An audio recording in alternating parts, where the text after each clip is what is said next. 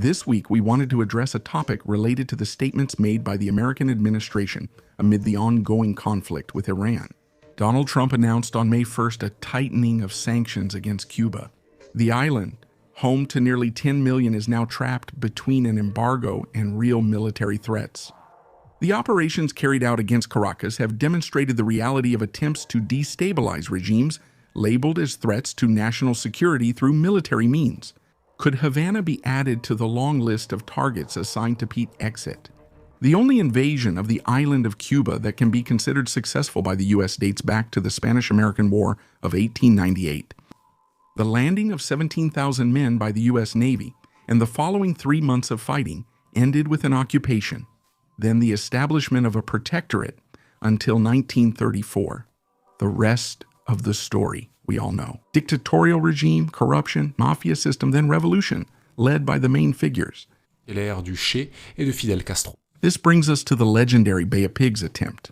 In April 1961, JFK's administration authorized an invasion by a proxy force made up of about 1,400 Cuban exiles trained by the CIA. Establishing a beachhead has to be done without American air support. So, hostilities begin with a raid by 8 B-26 bombers. Their goal of destroying the communist planes on the ground is only partially successful. 48 hours later, the supposed liberators land with difficulty. The landing barges run aground on coral reefs, and their communications are intercepted by the Cuban forces, who make contact at dawn.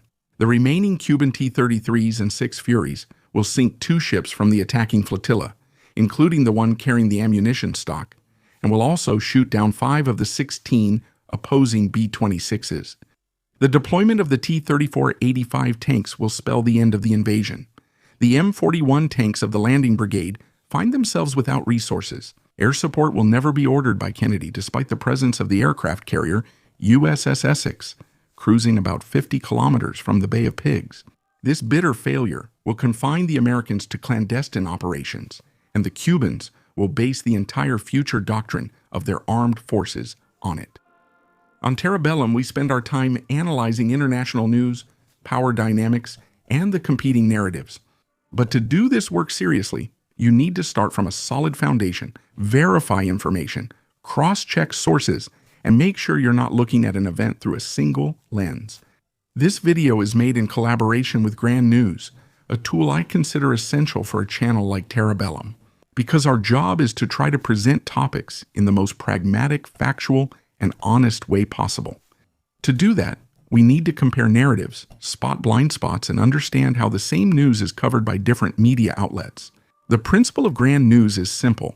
It's a website and an app that bring together articles from around the world on the same topic in one place. The principle of Grand News is simple. You can see which media outlets are talking about it, their political orientation, their level of reliability, and also who owns them.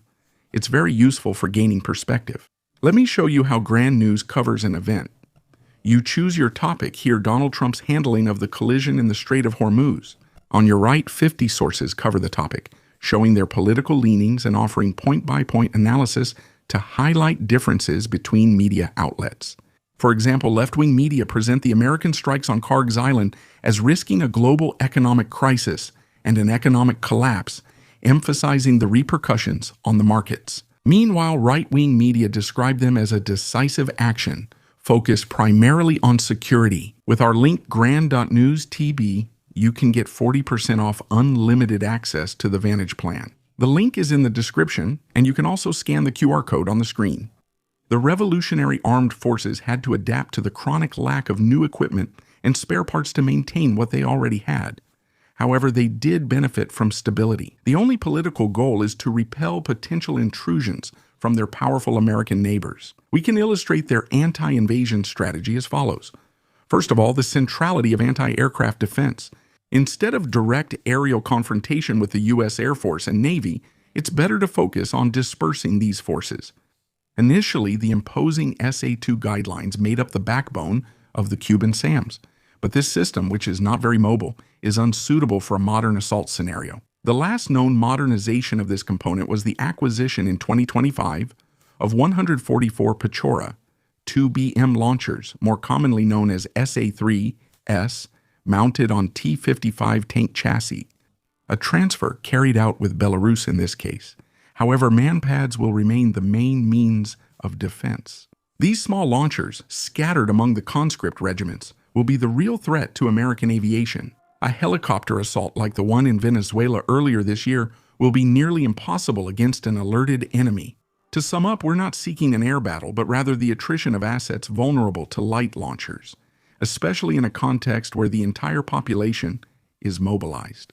The battle shifts from a 3-day invasion to 3 weeks, giving more time to reach an unbearable level of attrition for the Americans.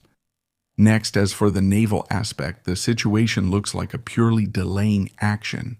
The Cuban Navy doesn't have any first-rate ships and can only focus on a few actions. First of all, laying mines as widely as possible, relying on a few military units, but especially on a multitude of small civilian vessels. Since the Americans no longer have specialized mine hunters, naval mining is the best possible option. Secondly, the use of the remaining anti-ship missiles through coastal batteries, even though the Styx launchers are outdated. They further extend the American target list, while gaining extra time to mobilize and equip a larger portion of the population. Let's now look at the land component, the largest branch of the Cuban armed forces. Its active size is only 35,000 men, supported by 40,000 reservists. Military service is mandatory for a period of 2 years, which allows, in the event of mobilization of the territorial militias, to exceed 2 million personnel. Based on the reference document from Global Firepower 2026, the armored vehicle fleet consists of around 900 T-55 and T-62 tanks, as well as several hundred BMPs and BTRs. The actual availability is very difficult to determine, so we can expect a high degree of cannibalization, which will leave a maximum availability rate of around 30%. Artillery faces the same situation with the 2S1 and 2S3 self-propelled guns, as well as the BM-21 Grad. As you can see, a conventional fight makes no sense for the Cubans. An indirect strategy is the only option. Strategic depth is not on their side when facing an opponent who is superior in both numbers and quality. Cuba must become the new quagmire for the American soldier. To do this, the first phase will be to pin down the American forces as much as possible on the coast through the combined use of naval mines, anti-ship missile batteries, and all available artillery on the beaches. Once the first troops have landed, this will be the only opportunity for conventional combat, in which mechanized units will be able to counterattack to delay the establishment of the first beachheads. The level of American cover and support will inflict maximum attrition on the Cubans. This rapid phase must not exceed 72 hours and will end with the abandonment of defensive positions and a retreat into the Sierra Maestra Mountains and the marshy areas of Zapata. As for the cities, it will be the militia's role to turn each locality into a defensive zone, where every building taken must result in an American death. This quagmire has only one goal: the destabilization of American domestic politics. The legitimacy of a conflict is the main factor in the population's acceptance of casualties. Through a series of military operations since the new term began, the Trump administration is testing both acceptable boundaries and public mobilization. The frequent reminders in recent weeks of American ambitions regarding Cuba could move us toward a worst-case scenario, where American forces would be stretched between operations in the Caribbean and the Middle East. This context will therefore greatly limit the equipment and units that can be mobilized for a full-scale invasion. The majority of available B-1 and B-2 strategic bombers remain concentrated on Southcom. As it stands, their ability to penetrate and carry cruise missiles is valued in the Iranian theater. The carrier strike groups involved in the Gulf must also be excluded from the Cuban equation. If the U.S. attempts any action, it will be scaled according to the assets remaining on the continent. Several naval air bases are within direct or nearly direct range of Cuba, including Corpus Christi in Texas, Pensacola, and Jacksonville in Florida. Several ports capable of handling heavy logistics are also on the southern coast, such as Mayport and Charleston.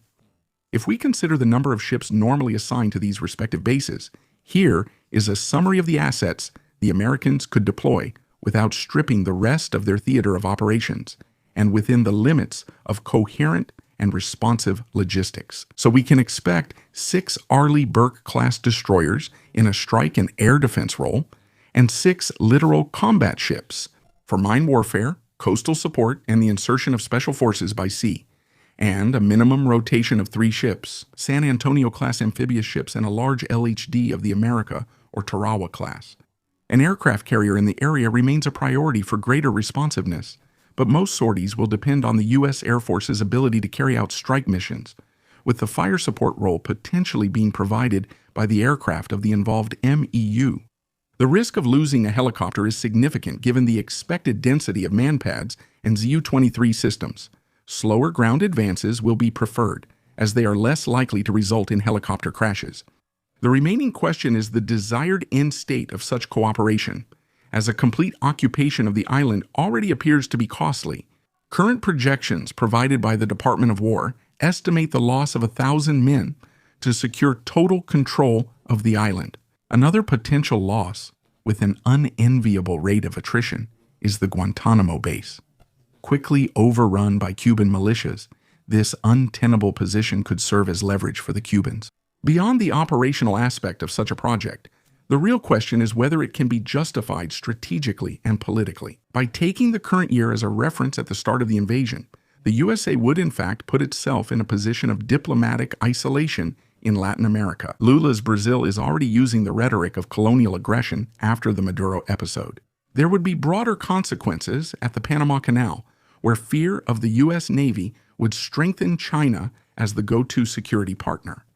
The last traces of U.S. soft power branded as democracy would be lost, establishing a truly isolationist position within international institutions. The repercussions could also affect European industry, where exporting groups would see contracts at risk, for example in Airbus contracts with the Department of War, in the event of European sanctions. In terms of domestic policy, a quick invasion with limited human casualties could benefit the current administration in the short term.